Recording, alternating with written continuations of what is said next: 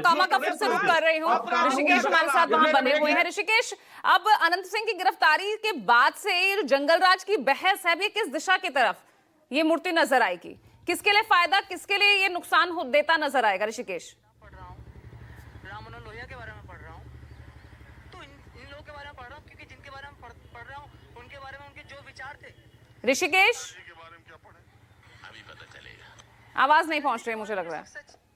जी, अपना सवाल दो रहे हैं पूजा। हाँ ऋषिकेश, अभी आप लोगों से पूछ रहे थे ना कि भाई अनंत सिंह की गिरफ्तारी ये किसके लिए फायदा, किसके लिए नुकसान। आपका आकलन क्या कह रहा है? आप लगातार मोकामा में इस पूरे मामले को आप देख रहे हैं और अब गिरफ्तारी हो गई है।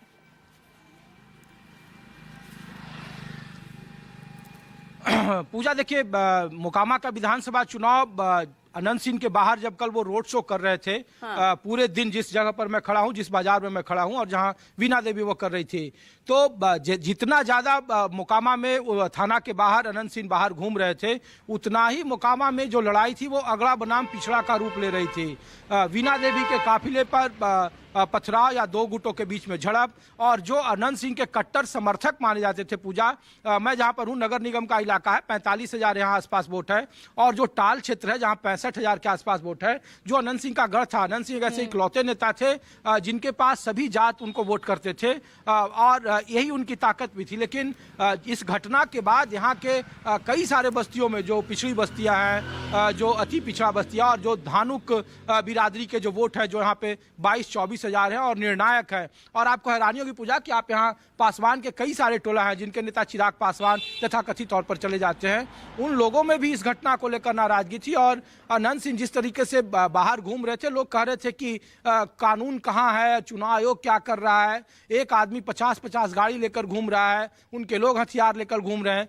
तो ये माहौल था और ये बातें सरकार को पता थी, और धीरे धीरे इसका नुकसान, जबकि 48 घंटे हो गए थे और तब तक गिरफ्तारी नहीं हुई थी। गिरफ्तारी को लेकर जो पोस्टमार्टम रिपोर्ट आई तो कहा गया कि अनंत सिंह के समर्थकों ने, क्या उन्हें क्लीन चिट है, वो तो वहाँ थे ही नहीं, और इसका असर यहाँ हो रहा था। और न केवल मोकामा की सीट पर पूजा, बल्कि यहाँ से जो मुंगेर का इलाका शुरू होता है, देखिए कि मोकामा 2024 में लूज करने की वजह से जनता दल यूनाइटेड ने यहाँ 2 मंडल उम्मीदवार उतारे, जिसको धानुक समुदाय कहा जाता है, जो नीतीश कुमार का परंपरागत वोट रहा है बीते 20 साल से।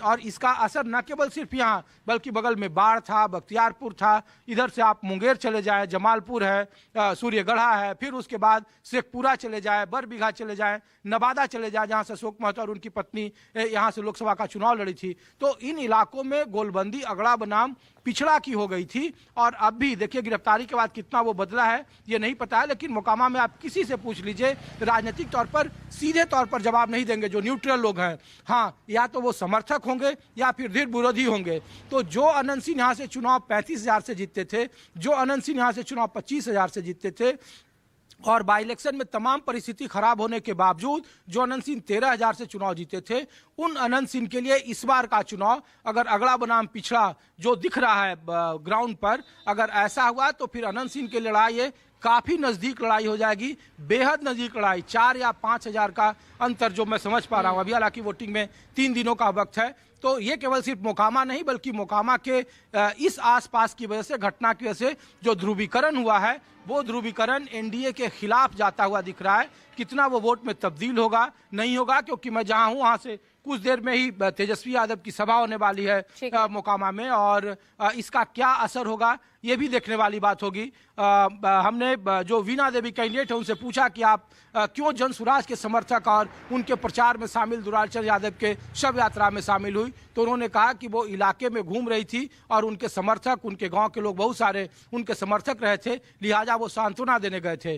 तो मोकामा का चुनाव अब बाहुबली बनाम बाहुबली से कहीं ज्यादा पूजा, अब यहाँ चुनाव अगड़ा बनाम पिछड़ा की तरफ होता हुआ दिख रहा है। ठीक है, मनोज कुमार जी जल्दी से 10 सेकंड्स। आ रहे थे कि सुशासन की बात कर रहे थे, कानून व्यवस्था अच्छी है उसकी बात कर रहे थे।